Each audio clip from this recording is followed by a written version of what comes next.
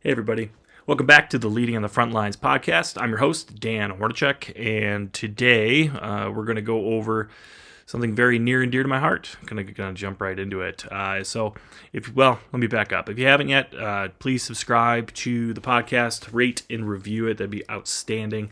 Helps the algorithm a little bit, and hopefully gets my messaging to others that could use some help in the area of leadership and management. And if you like what you hear, you want to send it to your friends, please share it and send it off. I would love to hear feedback from you guys on questions. You want me to dive deeper into something. If you disagree with me on something, I would love to chat with you guys. So check me out on Instagram and YouTube, Leading on the Front Lines. I am on X also, Leading the Front. Kind of getting back in the groove this week. Last week I had my in-laws in town. A little info on me. I am married and have a couple kids, and my in-laws came into town for my son's birthday. So it was kind of nice having some family, kind of catching up with them since we live quite a bit of ways, across the country from them. So it was really good to be able to see them and catch up. So today we're going to talk about something that's kind of near and dear to my heart, and when it comes to not only just management, but it comes to employee performance, especially it's like superiors that you have, things like that, where consistency, it really is the topic of today. I think it's something that is cliche. I think a lot of people talk about it. I think there's a lot of Instagram posts about from like working out perspective. Consistency is key. You're going to succeed if you're always consistent, things like that.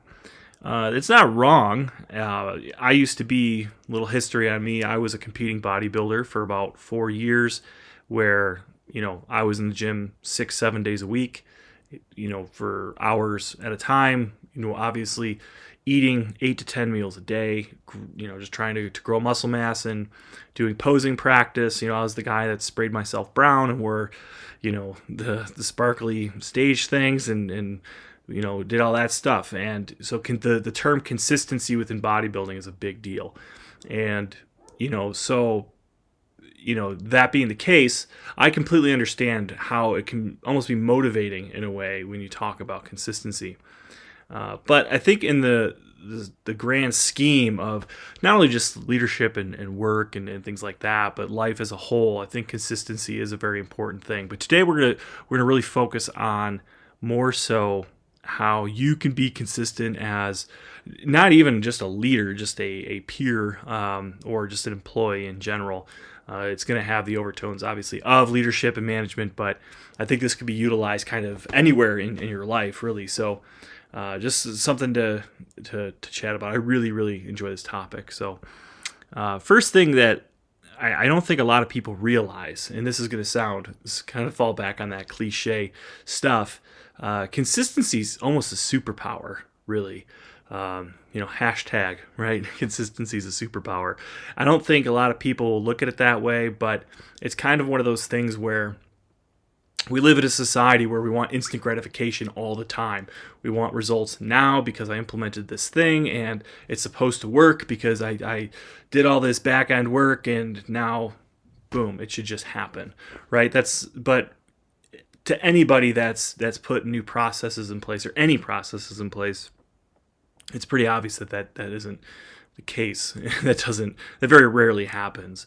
So what I mean by consistency being a superpower is to have the self-discipline to do the same thing day in and day out is going to have long-term positive effects. I think that the easiest example I can use, and I think one of the most impactful examples that I can use, is how we reprimand our employees. The writing up employees is never fun, and I think for anybody who's been in management for any length of time can tell you that they've got their employees that they love and that they get along with and they do a good job for them. The employee does a good job for the manager and vice versa. And then they have the employee that they really just don't like.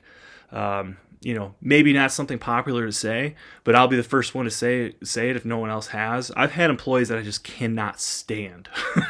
You hire them because you need a body. They hit the goals that you needed to hit. or they perform the task in a way that you just need it to be performed, and you know they're really not going to do any better than that.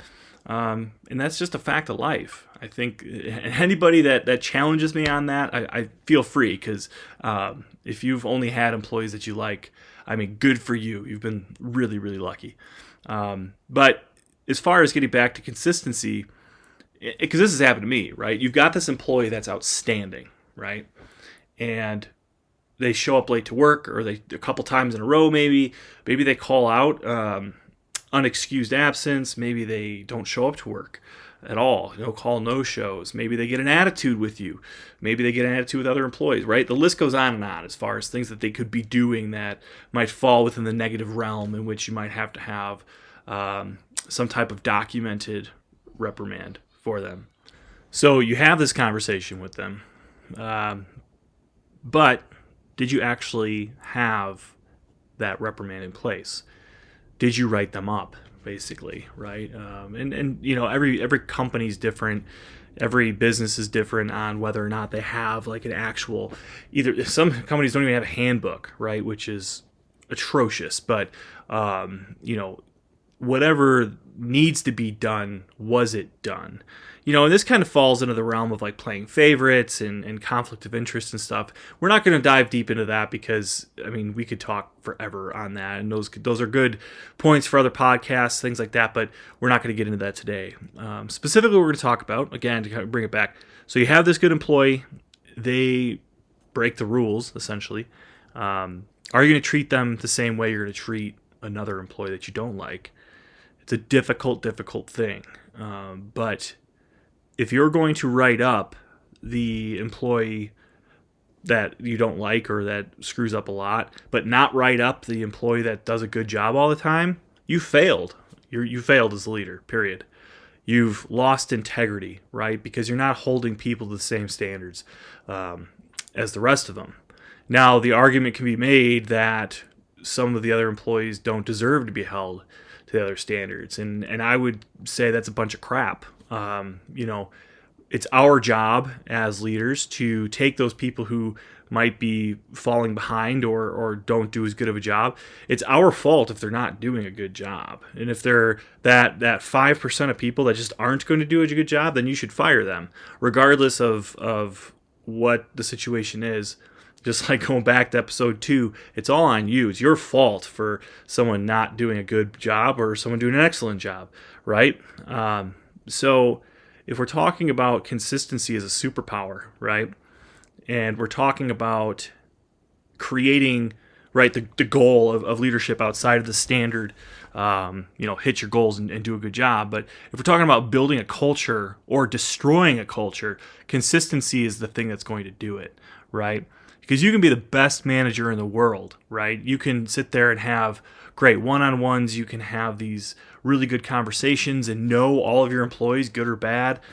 You could have a bunch of integrity and do all the right things.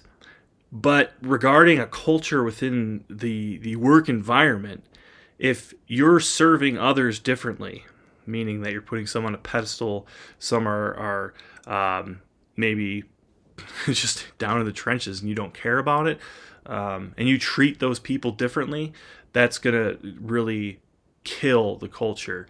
But outside of just like the employee side of it, from a processes side of it, or from an operating procedure side of it, and this works on, you know, if we're talking about a landscaping crew, we're talking about a sales office, we're talking about just an operations, any type of operation where things are being moved.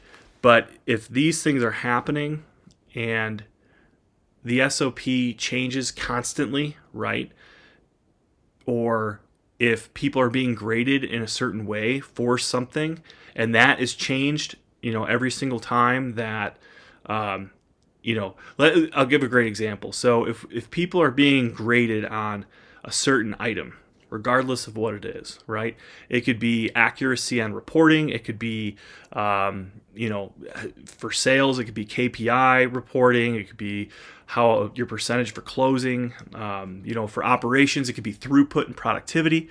So it doesn't really matter what we're talking about here. But if what is being graded and how changes every single time it matters, then you as the leader of that organization, not even the organization, you as leader of that team, right, are going to lose or potentially lose a lot of credibility, because it's going to favor some people sometimes and not favor some people sometimes, and then it's going to swap, right? So you've got someone who's, or a group of people adhering to what they need to be adhering to, right? You've got other people who aren't. And you potentially are going to take these people who aren't adhering to it, and now you're rewarding them. So what are you going to do with these? You have this group of good employees, right, who are doing the right thing, are doing the things the way they are told they're supposed to be done. And now they're the ones, like indirectly, right, being reprimanded where the others are being rewarded, when they thought they were giving clear expectations on something, and now it's different. So if you're put in that position, and I think a lot of us have been, what's going to be your viewpoint of your direct superior, right? What's going to be the viewpoint of the leadership above them who really makes those decisions? It's an unpopular thing to talk about, because as people in those positions, your hands are, or you feel like your hands are somewhat tied, where there's only so much you can do, or it's not your fault because this was handed down from above. And you're right. I mean, it's not that you're maliciously trying to piss people off. But I think that the way you communicate these inconsistencies to your team are pretty important. And open dialogue's one thing, and constructive conversation's one thing. Open complaints are another, right? So if you're in a group setting and everyone's just complaining about it, that's not really productive. I think having constructive conversations about why these things are in place without just placing blame on upper management is important, right? I think taking accountability, saying like, yes, I agree with you, right? You're empathizing, saying that I agree that this is the wrong thing to do to constantly change these things. And now here's the caveat, right? Because all that's great, but moving forward, if it's a bulk of the employees making these now we're going to assume it was a constructive conversation, and there's a bunch of employees telling you that it's difficult or frustrating or whatever negative adjective you want to throw in there when they're trying to do these things, and they essentially are being told that it's different now, and now they might be graded poorly, or some are being graded better than others when they're not following it. Like, these are valid concerns from your employees that need to be listened to. There needs to be a plan put in place to hopefully fix it, and it needs to be followed up on. And that is going to take whatever inconsistency was there, and it's at least going to soften the blow or diffuse the frustration slightly because they feel heard by their manager. But moving forward, I mean, there needs to be some type of consistency put in place. If there's not, you as the person in charge is gonna just lose the culture of your people. Now, the argument could be thrown at me, and you could say that it doesn't really matter. They're going to have to just deal with what's given to them. Okay, that's fine. If that's where you want to align yourself with as the type of manager, you take what I shovel to you and be happy with it. I think there's better ways to do it. I think that in a previous episode, I'm having a hard time thinking of which one it was, but when I say stand up for yourself, right? Being the leader who you want to be, right? If you don't stand up for your people, what kind of leader are you? I mean, you're not. So, you might not be able to solve all the problems, but if you can't sit there and be the voice of reason as to there needs to be set, consistent guidelines put in place so people can either succeed or fail, I think that's a pretty big deal as their leader, as their manager, to do things like that.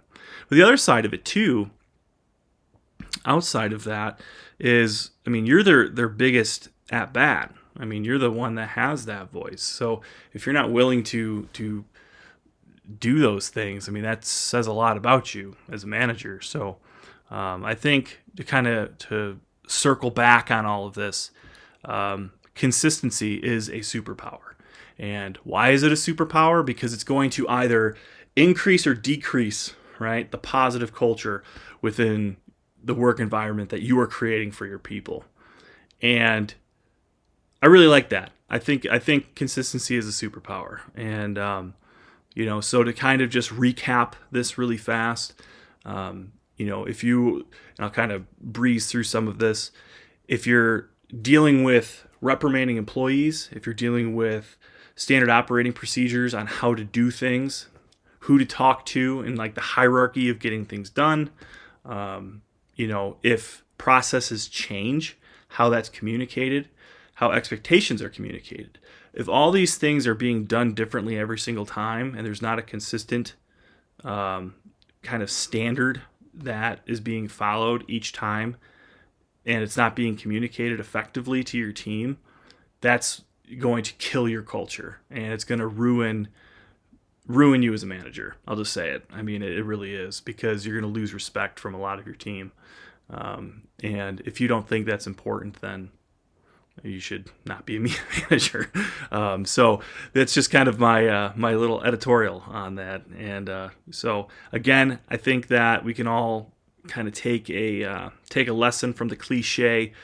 Consistency will bring success, and I think that it's worked well for me in the past. And I hope that, if nothing else, that this episode will kind of push you in the direction of taking a self-reflective view of current processes in place and saying, okay, this is a point of contention amongst the staff. What can I do to make this either easier or more effectively communicated in the future, and then each and every single time? And that might take some micromanaging on the front end, but hopefully you put processes in place and you train your team and enough to be able to understand what's expected of them. See what the cross-functional impact on other departments is. Who do you need to include? How will it affect other departments? Changing individual, standard operating procedures, things like that. So just that's kind of what I got for you today. So again, please subscribe and rate and review. Would love to see what you guys think of the podcast thus far. This is episode 10, so really excited that we are reaching this little milestone. And so please follow me, Instagram and YouTube, Leading on the Frontlines, and also on X, Leading the Front. Again, this is Dan Hornacek, Leading on the Frontlines. I hope you guys have a great week, and we will talk to you later.